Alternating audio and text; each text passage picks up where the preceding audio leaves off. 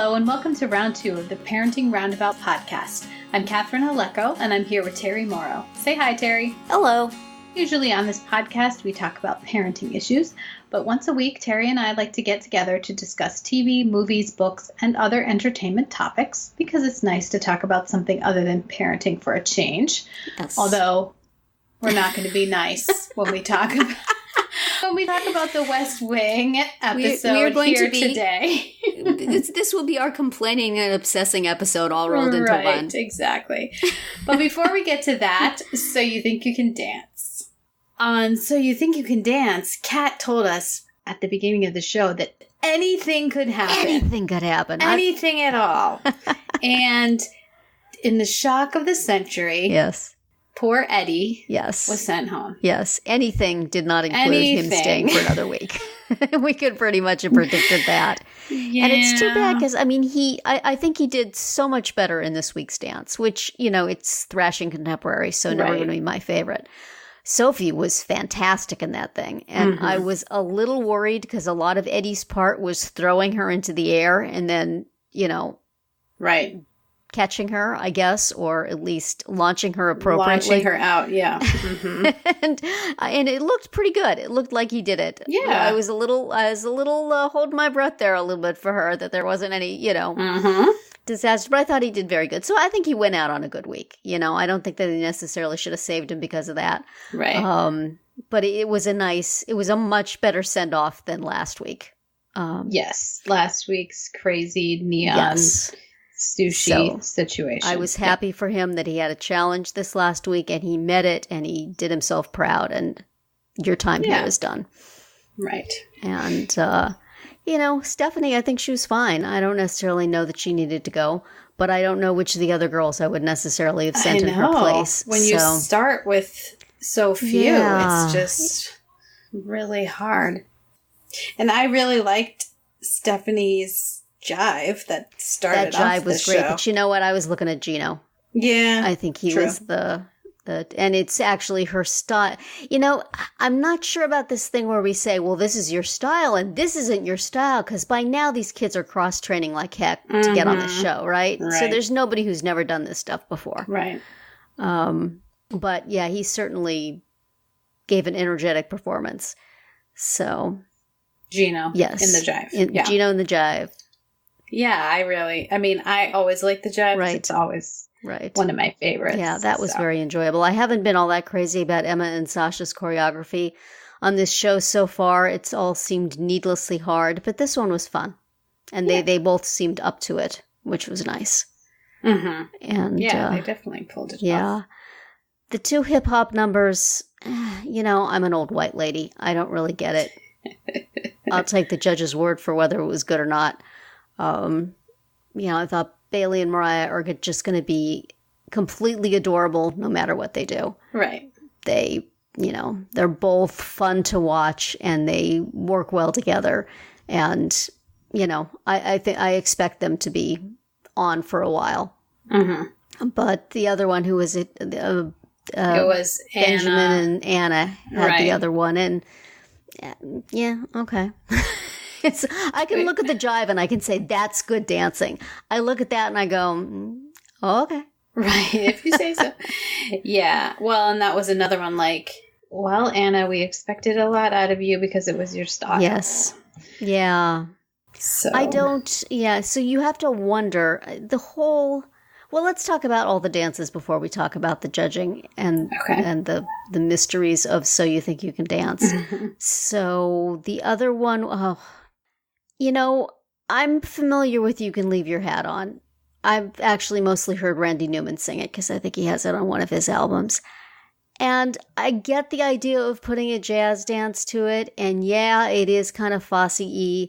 But this is like an 18-year-old dude and a 21-year-old girl. And I just don't think they have the weight of whatever it is you need to sell me on You Can Leave Your Hat On.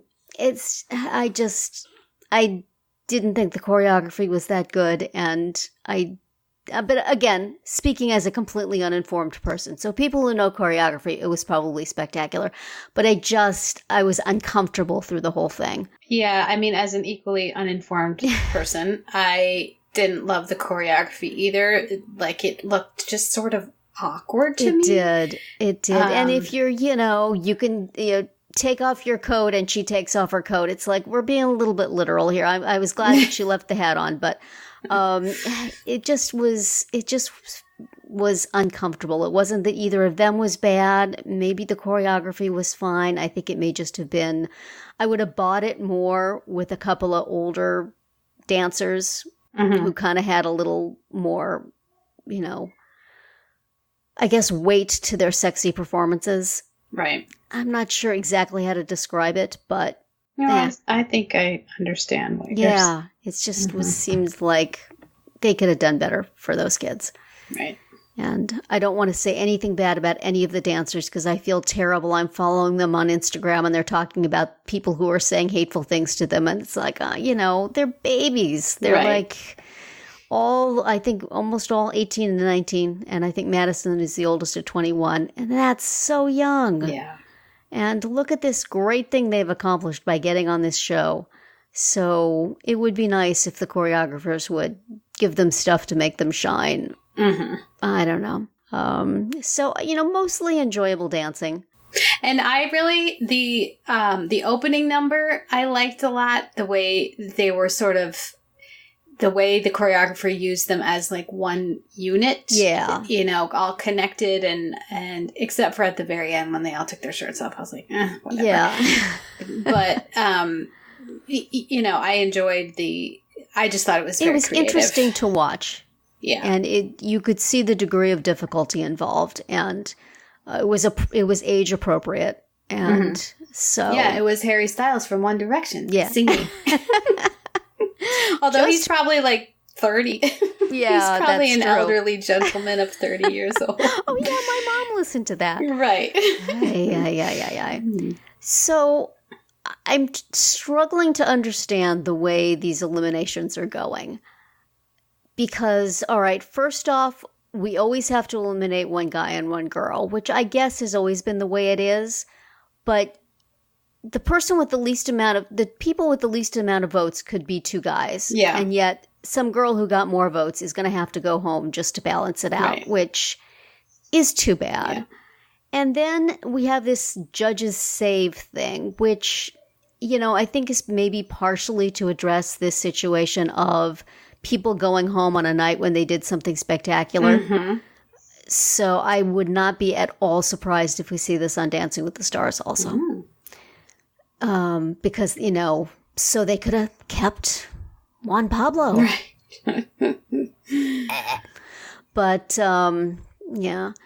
Anyway, so basically, if anybody in the bottom four can go home, and anybody in the bottom four can be saved. And I wonder how much spread there is in the bottom four. Yeah. Is somebody with really low votes getting saved and somebody with more votes going home? And I guess if that's the announced way they're doing it, it's okay. But right. I don't know. It seems it seems to be a lot of wiggle room. Right. Process. They can kind of do whatever they want. Yes, they can kind of go, which, number one is, not fair to these kids who are trying hard and who are trolling for votes as they're supposed to. Right. So that makes it sort of questionable. And also it opens the door to a whole bunch of, this person is the judge's favorite and that's why they're getting through. I hate this so much. This person sucks so much. And which is not fair to them either. Mm-hmm. They should do what they do. They should get judged. Then they should get voted on. And based on that, they should go there. Once you start saving people, then you get all these conspiracy theories. Right. And those are uncomfortable. So, especially with such a young field. Mm-hmm. I just really feel, I think this is, I've only been watching it for a few seasons. You maybe been watching it more, but it seems like a particularly young bunch. And yeah, I think it might be. Therefore, younger. I just want to give them hugs and hot chocolate and say, you're just the best. Well, and this is why we stopped watching when they did the junior season, because it was just, we just did not care for little people being judged. And this isn't really that far It's not. from that. It's not. It's not. I mean, and it's, you know, I don't want to say you can't have 18-year-olds in your show, but if it's a mix of ages, then the real young one, that's fun that you have a real young one. And maybe you have somebody who's more experienced and they can share with each other. And I don't know. I feel like it's a high school talent show and I'm, whose heart am I going to break? Right. So, you know, this was actually a very enjoyable episode. I liked the dancing and most of the judges' commentary was nice. Yeah, it was. Even when they were not as happy with somebody, it wasn't, there was divided, you know, somebody didn't like it, but somebody else did. But it's just so sad that people have to be eliminated. The one nice thing is that they're all going on tour. So it's like, bye for now. You got a job coming up. So they can't be too sad. As once you make it to that 10, you've at least got that gig. Right. And as you said, they've gotten their TV time and yes, we have definitely figured out who they are. You know, unlike the people in the auditions where it was like, who was that guy again? So. Right. And they stayed long enough that their parents all got on TV to be able to say they were dancing even when they were really little. Right. Tiny Bailey. Yes. Funny. Tiny Bailey. He had a lot of attitude, Tiny Bailey. Yes, absolutely. He was pretty cute. All right. Well, onward to the next. Who are you going to vote for this week? Do you know? Well, I do love Bailey and Mariah, and maybe Gino because that jive was really good. Yeah, and I also really like Ezra. I think he's done a lot of good dancing. That was also interesting when they were doing the eliminations. It's like, I don't think they can save the brother and sister both. That would seem weird. Yeah. But then it was so sad. You have to take one and not the other. And, oh, man. That's kind of brutal. Yeah. And Nigel said that among the girls, it was a 3-1 vote. Like, yeah. And so now Anna's like, great. There's only one of you that likes me. And I've been watching on Instagram all of their accounts, and Anna and Stephanie are like best friends. This is my best friend. This is my favorite part of being here is hanging out with her. And, well, but when it comes down to it, thank goodness she gets to go home and I get to stay. Huh? No, I don't think that she would say that. I think she was probably pretty upset. Yeah. She was very sad. Yes. So. We'll come back next week for more heartbreak. Yes. Nothing more fun than crushing teenagers' dreams. Yes. Where do we sign up for that? Okay. So from the dancers, we are now going to move into the promised complaining and obsessing. There will be some thrashing contemporary going on right here. Verbally. Rolling around on the ground. Dramatically enacting rage and disappointment and hurt. Imagine me barefoot. Right. Because this episode here today is the one in which everything goes to hell for poor Toby because... Yes, it does. Well, should I call him poor Toby? I don't know. I would call him poor Toby. Or poor Richard also. Yeah. In the very end of the previous episode, Richard Schiff as Toby Ziegler has confessed to being the leak about the space shuttle, and so this is everything that happens once he's made that confession. And I mean, it when we listened to the West Wing Elite podcast a couple weeks ago, they had the director Alex Graves on, and he talked about how he didn't like the script, but then once he figured out how he was going to shoot it, he was fine. And then in the podcast for this week, they talked all about how wonderful and amazing it was the way he shot it, which was, first of all, in the dark, and second of all, nobody was ever seen, like, head on, normal. Everything was like through a window, through a mirror, through the doorway. You're looking at the back of someone's head when they're the one who's speaking. Yes. I don't. Oh my goodness. And it's like, isn't it clever that we never, almost for the entire episode, we never really see Mr. Frost? It's like he's this mysterious figure, except that he's been browbeat. He was talking to Vinnick in the men's room. He was talking to CJ in her office. It's not like we've never seen this guy before. He's made himself available.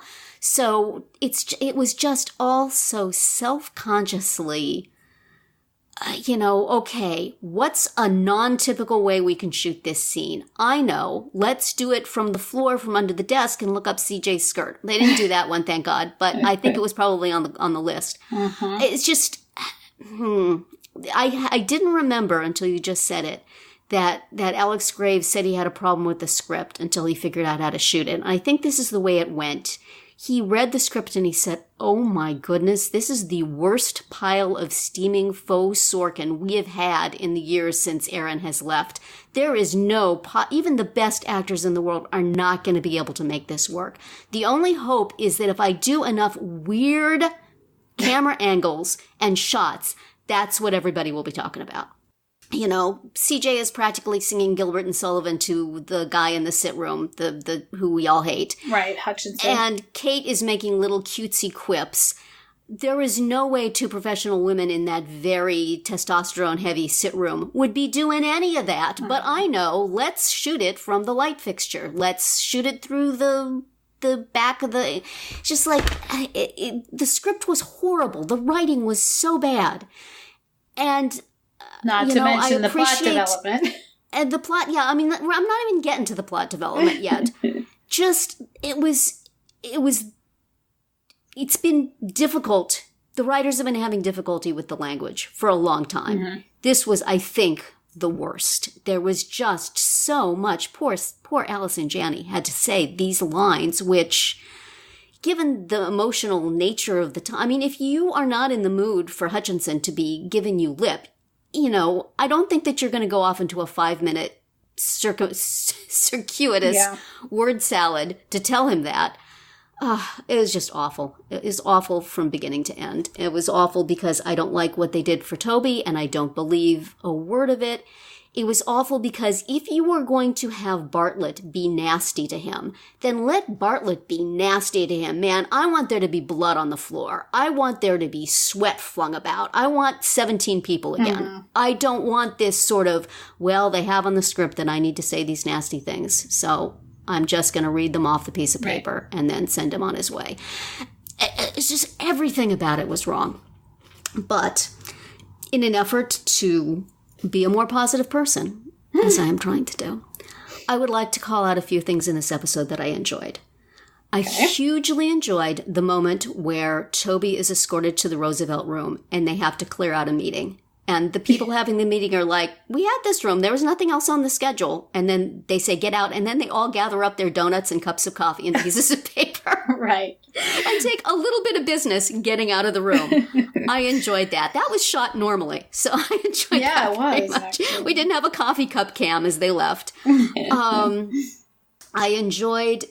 there was kind of a missed opportunity, but I did sort of enjoy somebody asking for Ed and Larry's last names. Yes. I would have just completely changed my opinion of the episode if Toby had said, I don't know if they have last names. Right. It's just they're just Ed and Larry. It's Ed and Larry. You know Ed and Larry. But they had him write it down because we should not have the satisfaction of knowing their last names. Right. But still, that was good. I enjoyed that. And I did enjoy the second where after Ellie had made it clear why they probably want to get married really quickly, as I'm saying, oh my gosh, is she drinking champagne? Abby took the glass of champagne away from her. Abby's taking it away. So thank you, Dr. Bartlett. Yes. And it was just a very, she just moved it. Yes, it was not just as she's walking out. I really liked that. Right. And I did also kind of get a giggle when the president was giving his announcement to the people about the leak, which just seemed weirdly spoken. I can't imagine. It just seemed wrong the way it was being said. He didn't have Toby to write it for him. That's right. Well, whatever. But he says, talked to a reporter at the New York Times newspaper. So in case you were thinking it was the New York Times TV show. If you want to be specific, it was the New York Times newspaper. It was a newspaper. Well, I have to think Toby's walking out hearing that going, oh man. He's also used the term fired, which I don't think he would use. I mean, yes. I think he would say, was... I don't know. Yes. He was terminated or something. Yes. A little Perhaps more. CJ got a gander of that, and it's why she rushed immediately to Will's office and said, I am dragooning you. I enjoyed that choice of words. That was kind of awesome. Yes. We've seen CJ dragoon people before, but I don't think she's used that word for it. So, all right. So those gave me a little levity in the course of an episode that I otherwise just thought stank to high heaven. I hated the filming. I hated the things that were happening. I hated the script most of all. It was an awful episode. And I'm stunned that on the West Wing Weekly podcast, this was like one of their faves. Because no. Right. Not good at all. And, certainly the acting... in that initial opening scene, and why they felt they had to repeat the entire scene from the week before. Yeah. Other than it was interesting to see that at the point where he confesses, it's sort of like the temperature of the room drops 20 degrees, and then she's got to get the guy from the counsel's office in, and they've got to just sit there staring at each other, and I guess you sort of need the first half of the scene to get that second half of the scene, but I think you could have put that in previously. I think we would have remembered from the week before. Yeah, and they've done this before, but yes, usually it's a little shift in perspective, or they do it slightly differently, which they didn't really hear. Yeah. And it's also made me think of all the other times this show has so gloriously used odd camera angles, in moderation to great effect. Like there's one where somebody's telling the president something through a window, as they did here, but it was so much more effective. It was either telling him that Mrs. Landingham was dead or that Zoe had been kidnapped. I don't remember which, but I remember seeing Leo give the president bad news, and he kind of tilted his head, and you could see this through that sort of mottled glass. Mm-hmm. So don't give that to me again with your cheap right. From your cheap bag of tricks. And what is the episode where they're all walking through the halls of the White House while Brothers in Arms plays, and it starts out, you're looking at their feet, and then it's slowly, you get the whole thing of them going. I think it's 2 cathedrals. Mm-hmm. And that was so it's like, don't stain, you're already destroying Toby. Don't stain the memory of all those other good episodes where this show did that so very well, because they know that you do not have to be doing it the entire episode. So, I don't know. I feel very, very, very grouchy about this whole thing. I feel grouchy about the episode. I feel grouchy about the West Wing Weekly podcast episode. I'm glad Richard Schiff came on there to explain how disappointed he was, and how, as much as Rishi kept saying, no, see, this is how I figured it out. This is how it works. See, don't you like it now? And he's going, no, it still is wrong. No, it's still bad. You are wrong. But, you can fan wank this all you want. You can come up with explanations for why Toby might do it. A lot of people have come up with lots of explanations for who he is taking the fall for and why. Okay, there's a whole industry for that. Go ahead, have a good time. But Schiff is exactly right that you have to lay the groundwork for any of that. Mm-hmm. If you want to say, okay, I see reasons why Toby would do that, then you have to see Toby thinking about it. You have to see Toby, you can't just bring it out of nowhere. Mm-hmm. And it's not an issue, as Rishi was saying, of, West Wing is so smart, it lets people think for themselves.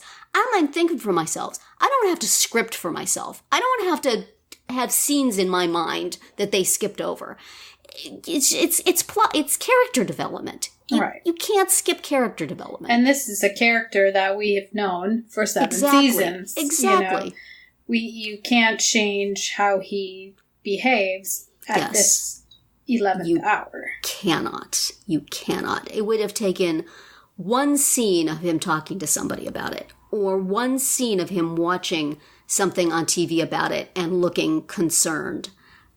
it wouldn't have taken a lot. Right. Like, we are smart as viewers, but it's got to be something. When you think of all all the red herrings they threw all over CJ, all the time they spent building up why she was the one who did it. And then, no, it's this guy. Right. And now we're left with, why did she call Greg Brock 70 billion times? Especially since we established that Greg Brock has a wife and child he's leaving as he goes to prison. Right. So you can't even think it's that. Yes, so exactly. It's just tons of open plot threads, and then we're supposed to just tie them up as we see fit. It's sloppy. It's terrible. I hate it. How'd you feel about the episode, Catherine? I felt much like you did. And I was glad that we got to hear directly from Richard Schiff. Yes. By listening to the West Wing Weekly podcast, even if we had to listen to 45 minutes of Josh and Rishi defending the episode before we got to Richard Schiff. And like you said, I did like some of those parts that you mentioned. The scene where CJ dragoons Will is quite nice. The way he's just like Toby, the way he says, he just kind of breathes the name, and then he just like picks up and goes. Right. He's not saying goodbye to anybody. He's not, he can immediately pick up on the seriousness of the situation and the fact that like this is his duty, right now. Yes. I liked that too. And I thought that was one of the few places where the sort of flowery language worked, because CJ is saying this thing, I'm coming to ask you, no, really, to dragoon you. But at the same time, you could tell she's just devastated, and she's barely holding back the tears. And she's doing this thing because she has to do it. Because obviously the president doesn't know how to talk for himself, because that announcement on TV was horrible. Right. So, she's got to do this. She's got to keep on doing her job. Will being somebody that she somewhat knows, she can let down her guard a little bit, but she still has to be all business. Right. And I thought that was very nice. That was a very nice scene and a nice bookend for the opening scene where she's with Toby. Mm-hmm. But in between, a whole lot of nah. Right. And we had the whole, I guess we had other plots. We had the whole, on the airplane. Firing. With the Santoses. Firing Ned because we don't like his head. What? But firing him in the aisle of an airplane full of people, because isn't that a neat looking shot? Yes. There's a lot of just weird settings for conversations in this episode that were not for plot sense. Right. And, I guess I can appreciate the humor of Helen watching zombie movies while they're talking about slashing the staff, but maybe not. Yeah. That seemed it was subtle by this episode's standards, but still. Yeah. It's rough. It's rough. Oh, well. It's rough. Yes. All right. Ned, go back to the congressional office. You will be glad you did. So just get off the plane, man. Exactly. Surprised, Josh didn't just hand him a parachute and say, thank you for your service. Go. And then here's just shove him. There's an open hatch in the luggage bay. Well, all right. Well, we had some feelings. Not happy. And we shared them. We had some feelings. Yes. Next week, we are going to continue with So You Think You Can Dance. I'm sure there will be feelings there as well. Yes. And on The West Wing, we move on. It is an episode called The Al Smith Dinner. Mm-hmm. I remember that one. That it will be it for our round 2 today. Please subscribe to our Parenting Roundabout podcast so you won't miss any of our episodes. We have something new for you every weekday. As always, you can find recaps, links, and an opportunity to comment on our website at parentingroundabout.com. Goodbye, Terry. Bye, Catherine. Goodbye, everyone.